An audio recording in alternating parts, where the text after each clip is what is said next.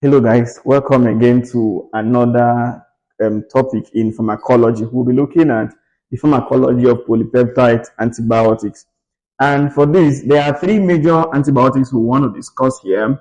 We want to discuss polymyxin B, polymyxin B. We want to discuss colistin, and then we want to discuss bacitracin. Bacitracin. All right. Polymyxin B was gotten from B. polymyxia, a bacteria called B. polymyxia. Just for the knowledge, this one was also gotten from Colistinus, while this was gotten from B. subtilis. This is quite important for your MCQs, okay? For objective questions, this can be really asked for you to match. So polymyxin B this, colistin this, and then bacitracin B. subtilis. Now, we now begin to realize that they are all bactericidal. Please never forget that. They are all bactericidal. That's the first thing I want you to remember. That means they are going to kill the bacteria. Secondly, they are usually used topically. That's for topical antibiotic conditions and never systemically. Okay? Now, for topical, what are conditions that we can consider? Things like corneal ulcers, things like conjunctivitis, all right? Things like burns, okay? Otitis externa, ulcers, all right? So the list goes on and on, but you must remember that it is used topically.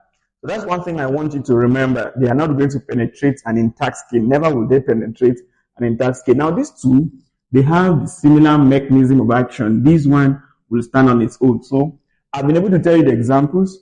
I've been able to tell you about the examples here. Now, let me begin with polymyxin B and colistin's mechanism of action. For indications, we have talked about their indications already. Indications for topical conditions like corneal ulcers, conjunctivitis, burns, otitis externa, and ulcers. Now, what is the mechanism of action for colistin and then polymyxin B? Now, I have a bacteria like this, and then we have the nucleus. This is the nucleus, all right? This is cell membrane, and then we have a cell wall. This is the cell wall. So this is the wall, and then this is the membrane. Now, what happens? What happens is that for polymyxin B and colistin, they are going to orient themselves. Now, let me make it double layered so that you can really understand what I'm saying. So they are going to orient themselves at phospholipids because phospholipids find themselves around here. So when they orient themselves here, so I put the drug here, I put the drug here, I put the drug here. What will happen is that they are going to cause some leakage here. So, and this leakage will eventually be manifested outside, and structures can eventually leave and come in or go out. So we easily say the mechanism of action for polymyxin B and colistin. What is the first thing you are going to write for a short note? You say, number one, that they have a detergent-like effect. They have a detergent effect. Now, their detergent effect helps them to orient themselves around phospholipids. So when they orient themselves around phospholipids, they are going to cause cell leakage. And cell leakage will cause ions, electrolytes to leave out, and even some will eventually enter in. And you know that when substances can easily enter in or easily go out, this cell eventually will be disrupted internally and eventually to die off.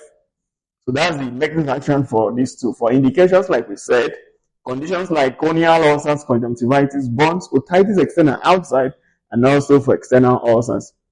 Now, for the second one here, bacitracin, what is its mechanism of action? For its mechanism of action, I'll still use the same diagram here, but this time I'll be stressing on the outer membrane here. So let me complete this and then complete this. So this is a cell wall. Now, in the cell wall here, The cell wall is made of repetitive units of NAM joined together by peptide bond and NAG. That is NAM and NAG, NAM and NAG, like this. This is what forms the cell wall membrane. Now, what does NAG stands for? N-acetylglutamate. N-acetylglutamate. What does NAG stands for? N-acetylmuramic acid. N-acetylmuramic acid. Now, these are peptide bonds that joins it. So what happens is that for the action of bacitracin does something very unique. What does bacitracin do? Bacitracin acts on the cell wall synthesis at a step earlier than that is by penicillin. I will repeat that again. Now, what does penicillin do? Penicillin is a drug that breaks down these bonds here. It breaks down these bonds here. So we never form an intact. So an intact cell wall is never formed, because for the cell wall, we always need the formation of all of this structure. All of this structure is needed. So we need that NAM, NAG, and that is M for NAM, and then NAG, AG. So that repetitive unit is needed all through the membrane. So what does penicillin do? It inhibits this. So what will then be the action of bacitracin? Bacitracin inhibits cell wall synthesis at a step earlier than that inhibited by penicillin. So that's a simple way to remember.